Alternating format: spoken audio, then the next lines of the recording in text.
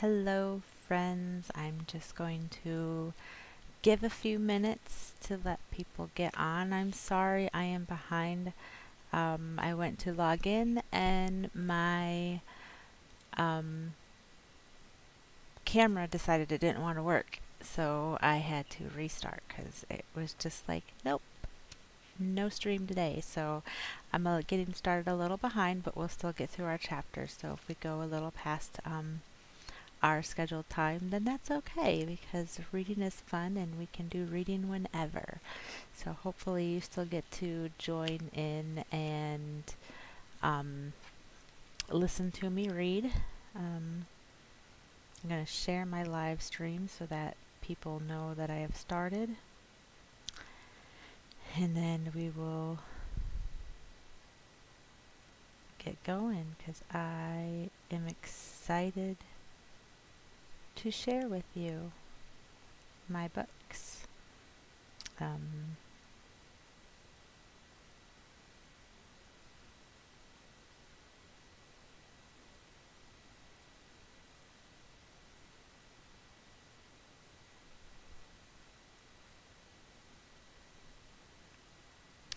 so just gonna give a few minutes, talk about my books. You can read my stuff instead of everything being backwards. So I could have done it on my phone, but everything would have been backwards. So I also need to make sure you guys can hear me. Can you guys hear me okay?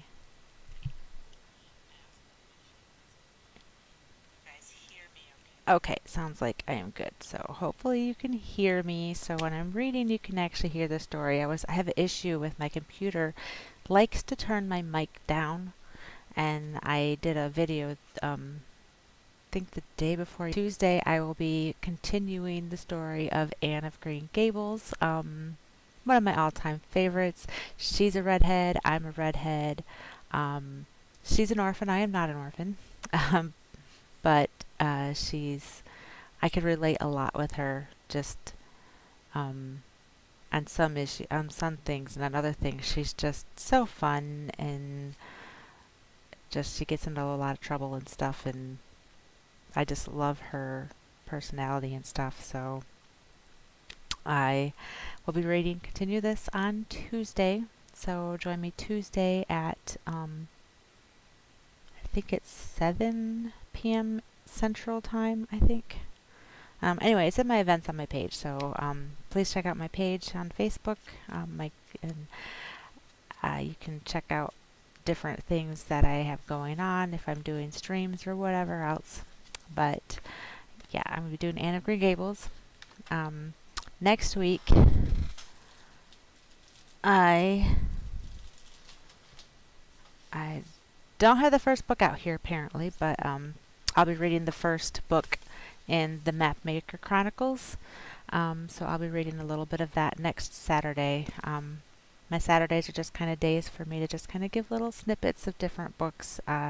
Just in case you're looking for something, it gives you a little preview of the book. So then if you're not sure, like I don't know if I'd like this book, 'cause if you're like me, I kind of like to be able to get a little bit into the story and before I commit to buying a book. So sometimes when I'm at the bookstore reading through books, I'll read the back, and then sometimes even I'll just read a little bit of the beginning, just kind of see like if I like the writing style, stuff like that. So I just like giving a little preview. So if you're looking for books to read, then you have an idea like, hey, I like the story. So anyway, I'm going to get started here on this first book. So hopefully I've given people enough time to join. Again, I apologize for the late start.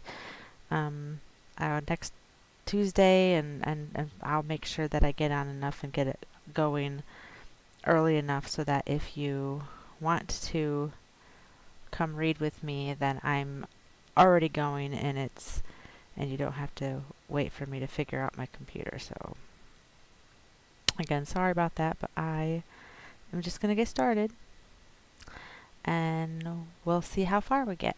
Probably just a couple chapters, but we'll see. There are 5 books in the series. Highly recommend it. It's just packed with adventure and action and just kind of a good read for a little bit like older, maybe late elementary, middle school age and up will enjoy these books. I enjoy these books, and I am much older than the recommended age for it. So, without further ado,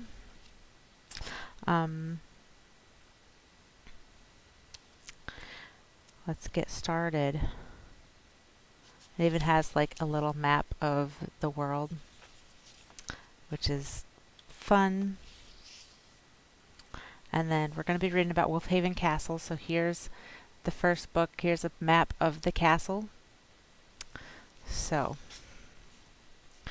there's not a lot of there's no illustrations and stuff in the book except for a few things when they want you to see, like there's one part when you have these different artifacts that they have to get that it kind of has a picture of those, but other than that there's no pictures, so it's your regular reading chapter book. Alright, so The Impossible Quest by Kate Forsyth. Escape from Wolfhaven Castle is book number 1. Chapter 1. Wild Man of the Woods. "Tell your lord to beware," the wild man said, gripping Tom's arm with a dirty hand. "The wolves smell danger in the wind." Tom tried to wrest his arm free. "What do you mean? What kind of danger?" The wild man let go of Tom's arm, but fixed him with an intense stare from under shaggy eyebrows. He was a tall, lean man, with gray hair that hung in matted elf-locks over his shoulders, and a long, tangled beard. He wore a wolf pelt and boots made of hide.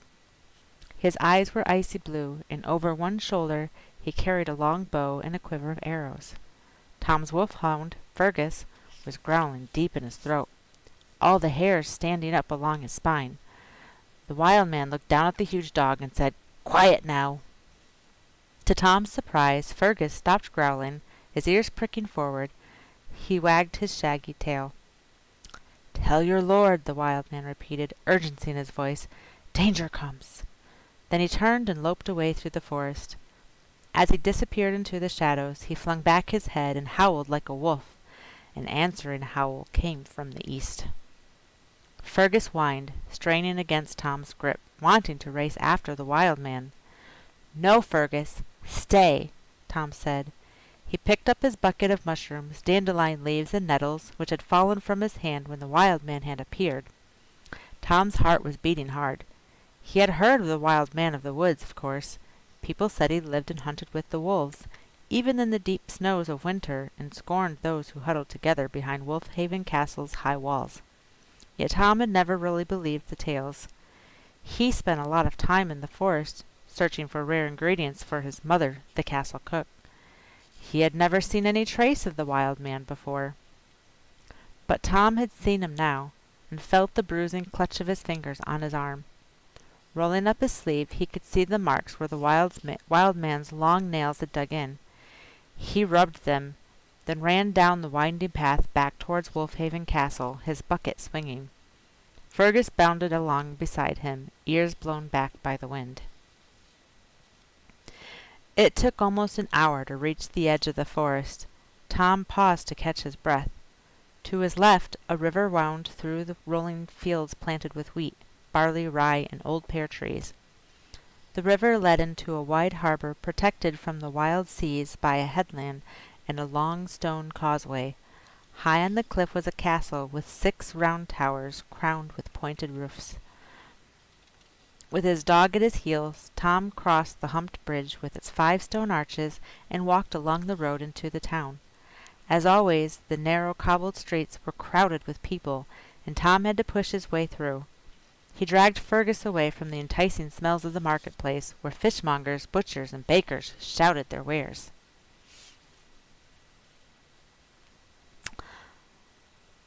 It was a steep climb up the main street, and Tom was short of breath by the time he reached the arched castle gate at the top of the road. Tall and wide enough to let through a band of giants, the iron-barred gate was secured fast. Tom had never seen the gate open. for it was only locked in times of war. A much smaller door had been cut into the base of the gate to let the castle folk in and out. 2 men stood guard, leaning on their spears.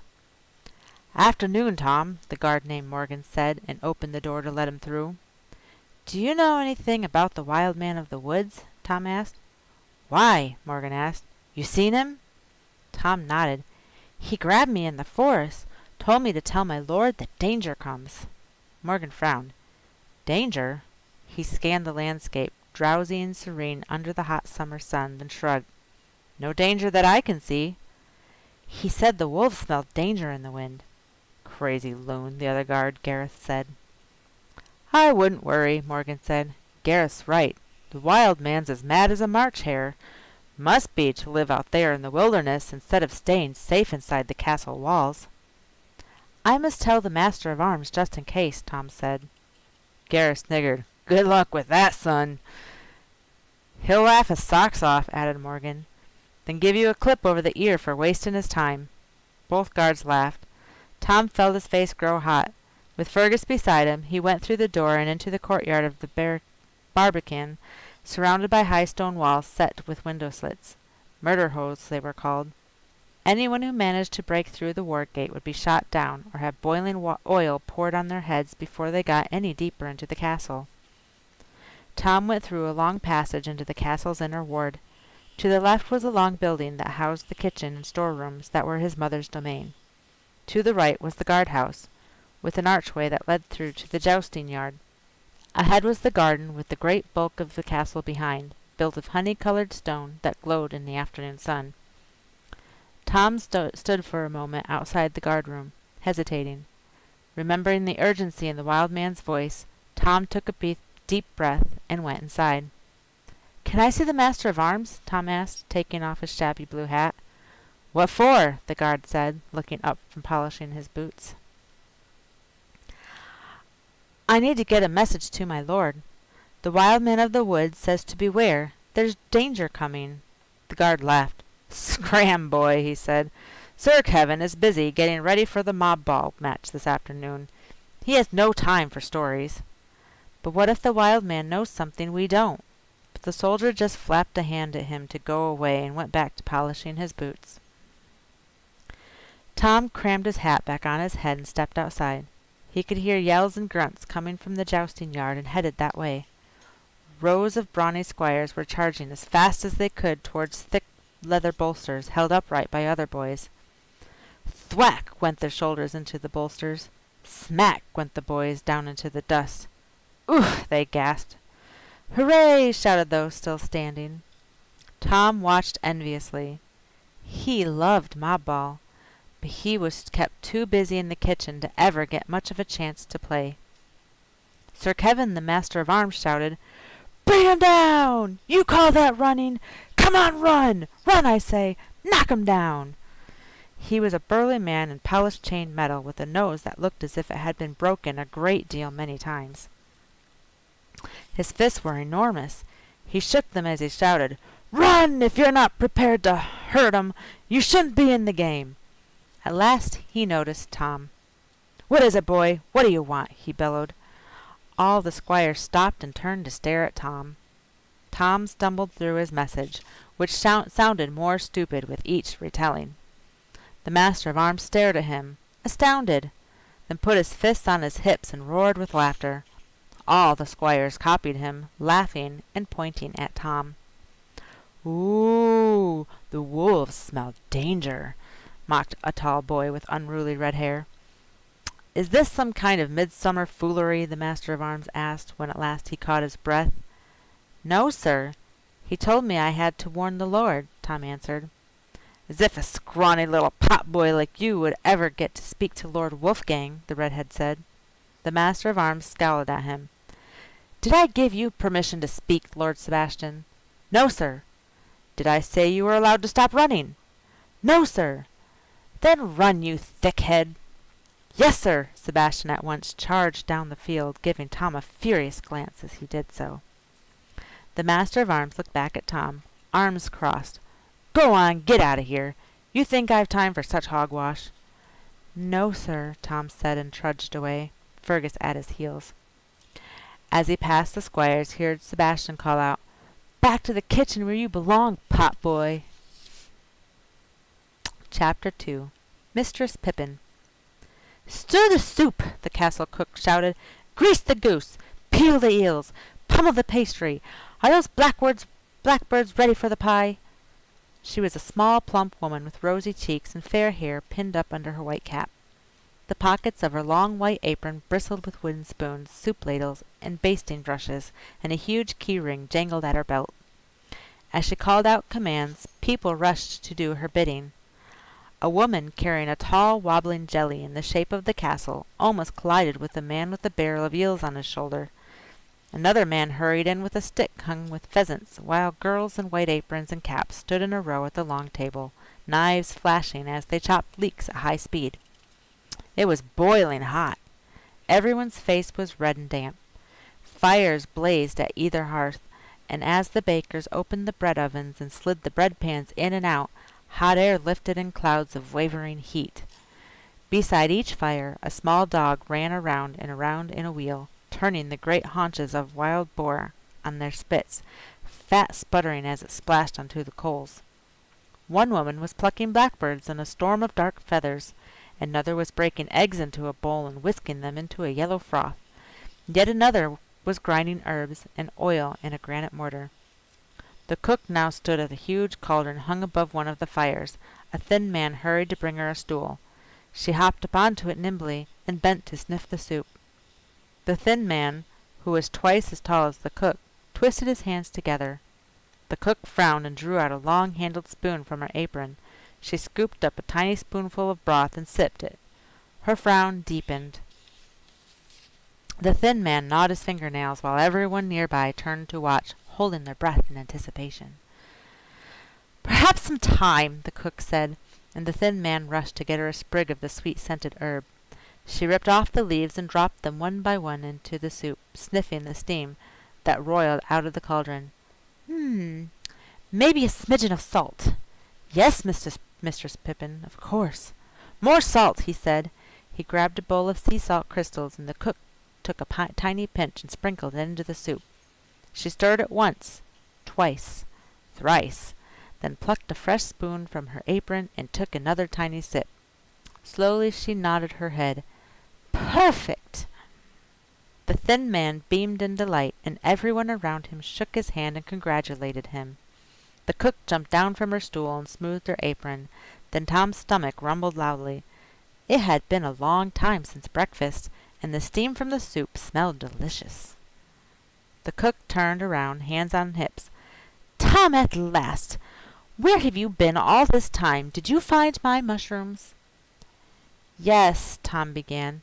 He badly wanted to tell his mother about the wild man's warning, but she did not give him a chance. "My nettles?" "Yes." "My dandelion leaves?" "Yes, ma'am." "Well, what are you waiting for?" Tom's mother seized the bucket from him and emptied it on the table. "Maud, begin the mushroom and quail pasties." She scooped up all the mushrooms into a bowl and threw it across the table to another white-capped woman, who squeaked and just managed to catch it. "Nancy, get to work on the nettle soup." Tom's mother tossed the bunch of stinging nettles across the room to a girl who caught it, then cried, "Ow!" and promptly dropped the bunch on the floor. "Sorry, Mistress Pippin." She scooped up the nettles, tossed them from hand to hand, then threw them into the nearby sink to wash. Tom's mother seized a knife and began to chop up the dandelion leaves so fast her knife was a mere blur. At once all the other women began to chop faster too. The thunk of metal against wood echoed among the beams. "Right, Tom! I need you to get started on all those pots," said Mistress Pippin as she chopped, "and then you can help the footmen polish the silver.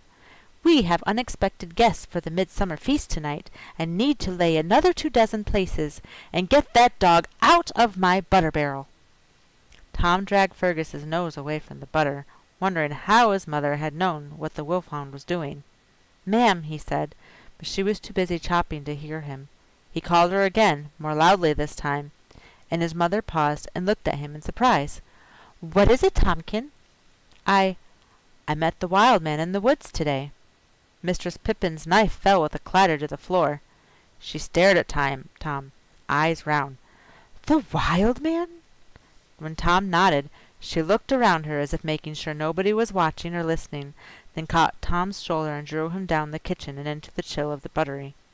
Once she had shut the door behind him, she said urgently, "What did he say, Tom?" He told her, and somehow the words no longer seemed stupid, but as charged with danger and meaning as when the wild man had spoken them in the shadowy tangle of the forest. "He said, I have to tell the Lord, but, ma'am, no one will listen to me." "Of course you must tell the Lord," she said. She took Tom's hand and marched him out of the buttery, through the kitchen, and up the stairs to the butler's pantry, Fergus trotting behind. "Tom has important news," she told the butler. "I tell you, he must see the Lord." "See the Lord? Young Tom? Not likely," the butler answered. "You make sure he sees the Lord, or there'll be no more spiced pear and butterscotch pudding for you," Mistress Pippin warned. The butler sat up at once, almost popping all his buttons in his haste. "No need for that, Mistress Pippin. I'll do what I can." She left Tom there and raced back to her kitchen, so fast the ribbons of her cap streamed behind her. Tom told his tale again. The butler hummed and hawed, but took Tom to the castle steward. Tom told his tale yet again. The steward rasped his chin and frowned, but took Tom to see the chamberlain. Tom told the tale one more time, feeling like an absolute fool. The chamberlain yawned and stretched, then mumbled that he would pass the message on, if he could just find the time. He waved Tom away, then lay back in his chair, spread his handkerchief over his face, and promptly began to snore. By that time, Tom was so frustrated that he felt as if steam was about to burst out of his ears. He stood for a moment, wondering if he dared go up the stairs to the great hall and accost Lord Wolfgang himself. Tom was fairly sure the Lord's bodyguards would simply kick him back down again. So, scowling, he went down the stairs, wondering what else he could do. A girl, dressed in white with bare feet and a wild mass of curly black hair, was sitting in a window archway, studying an enormous book. She looked up as he slouched by and raised her eyebrows. "You know that there are only 3 words that end in the sound gree? You look like 2 of them at least." "I'm not in the mood for riddles, Quinn," Tom snapped. "Of course not, since riddles are for the wise," she answered, her turquoise green eyes gleaming. "Still, I'm sure you'll agree you're angry and hungry, so riddle me ree. Can you tell me all 3? "Go boil your head," Tom replied, and jumped down 2 steps at once to get past her. Quinn had become a lot more annoying since she had been apprenticed to the castle witch, he thought.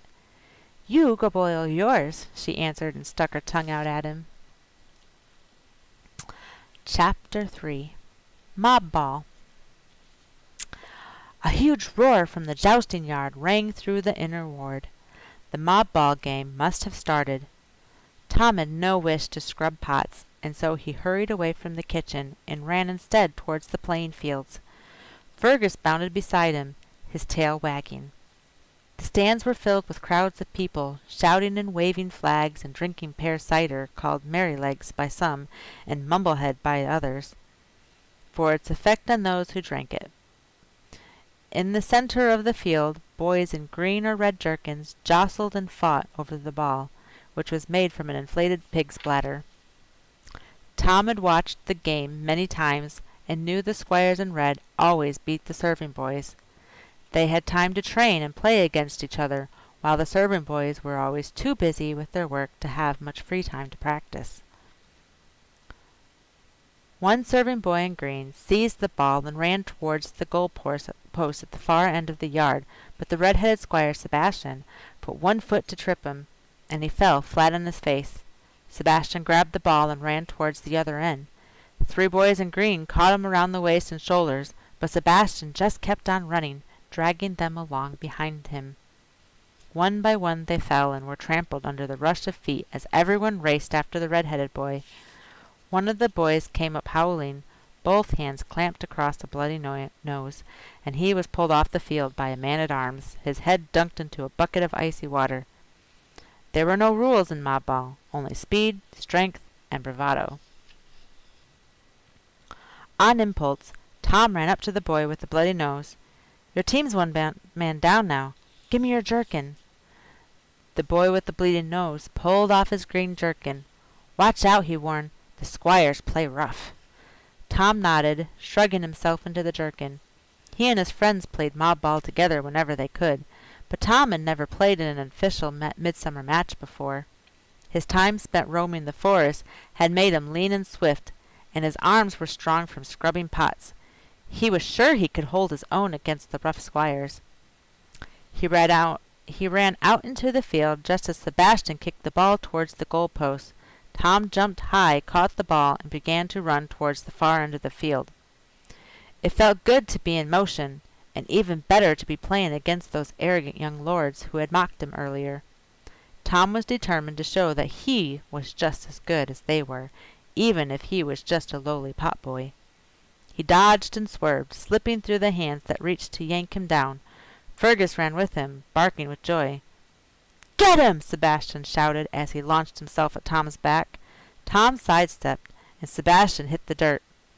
The castle servants all roared with laughter, cheering and shaking their green flags. Sebastian got up, scowling, covered in dust. Tom sidestepped another red-clad squire, then kicked a goal. The ball soared high and went straight through the posts. All the serving boys cheered and slapped Tom on the back. Sebastian glowered at Tom. "You'd better watch out," he muttered, and launched himself at Tom as soon as the whistle blew. Tom seized the ball and ran with it. He felt Sebastian's hand close on his jerkin, but the material tore in half, and Tom leapt free. Once again, Sebastian ended up, face down, in the dirt. Tom fell down too, grazing his knee. But he scrambled up and ran on. He could hear Sebastian's heavy footsteps pounding behind him, so put on a burst of speed.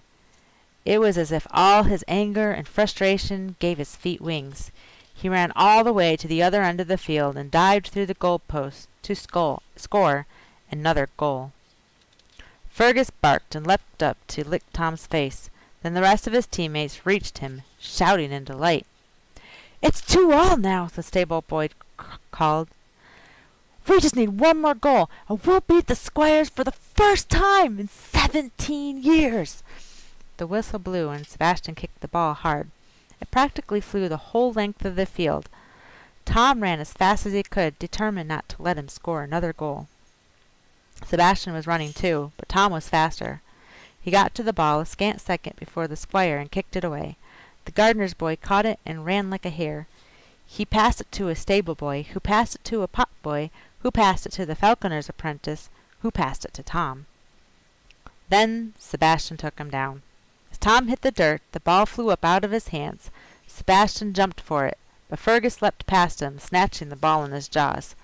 The wolf hand landed lightly on all four paws and began to snarl and shake the ball as if it was a rat. One boy after another tried to seize it from him, but the dog would not let go. "That's not fair! A dog can't play!" Sebastian cried.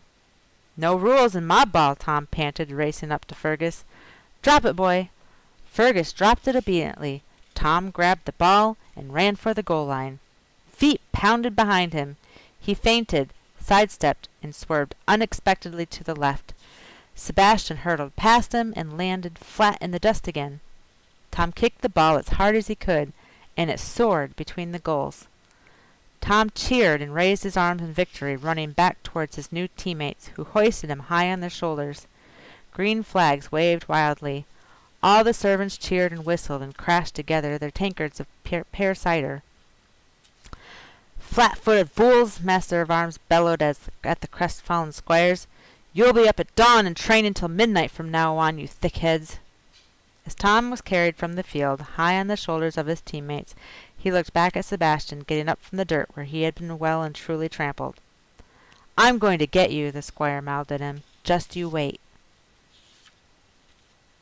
Later that afternoon, Tom trudged up from the cellar, carrying a heavy wicker-wrapped bottle of mead made with honey from the castle's own bees.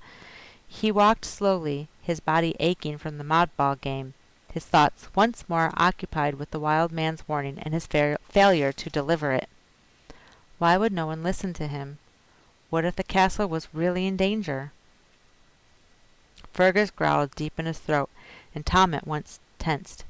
He heard a soft shuffle of feet around the corner. He went back down a few steps and pressed against the stone wall. Then Sebastian leapt out at him. Tom hit him over the head with the wicker bottle. As Sebastian fell, Tom leapt over him and raced up the stairs. Fergus bounded after him. "I'll get you!" Sebastian shouted. Tom ran past the kitchen doorway and plunged through a tapestry-hung archway.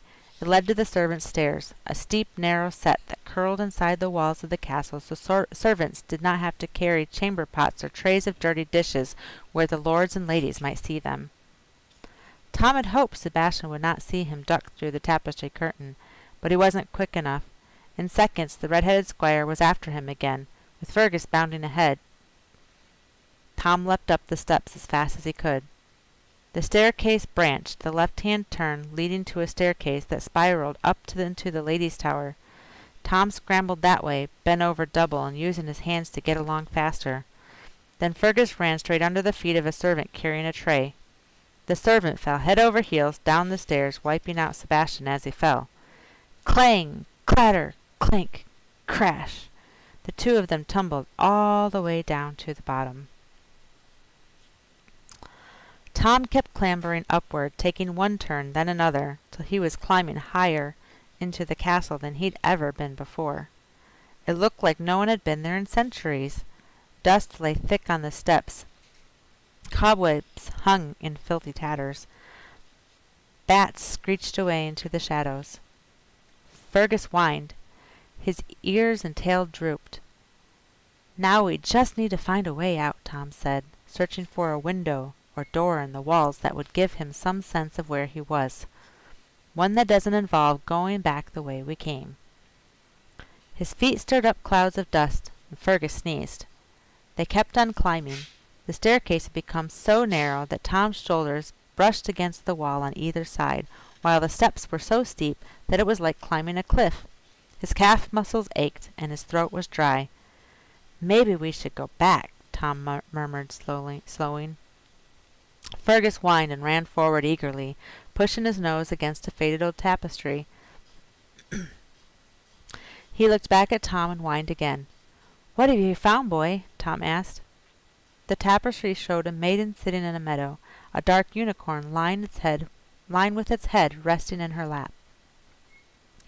As Tom lifted it aside, the fabric crumbled away in his hand and revealed a tiny door. He bent and examined the cobwebby key perched in the lock. He tried to turn it, but it was so stiff it wouldn't budge. He persisted, and the key finally turned with a nerve-shredding screech. Fergus whined and pressed close to Tom. Tom pushed at the door. It wouldn't open. He pushed harder. Suddenly it swung open. Tom fell through with a crash, Fergus landing right on top of him.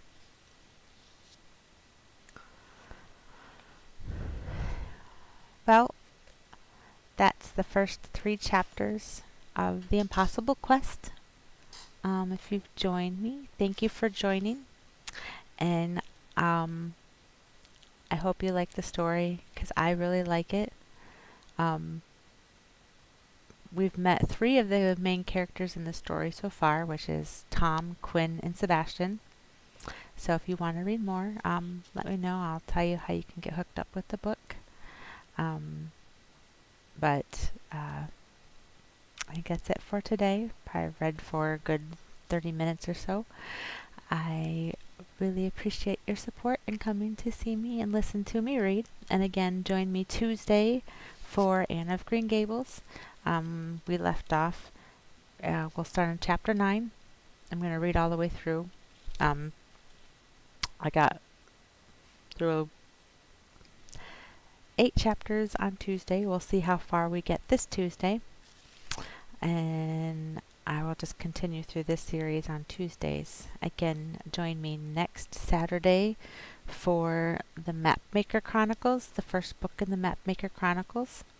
And I will be reading from that. And I actually haven't read this series yet, so that will be fun for me because I will be reading it for the first time as well. But again, have a great Saturday. Thanks for joining me. Don't forget to check out the website and see if there's something you like, or if you just come just to listen and read, that's great because I love reading and I love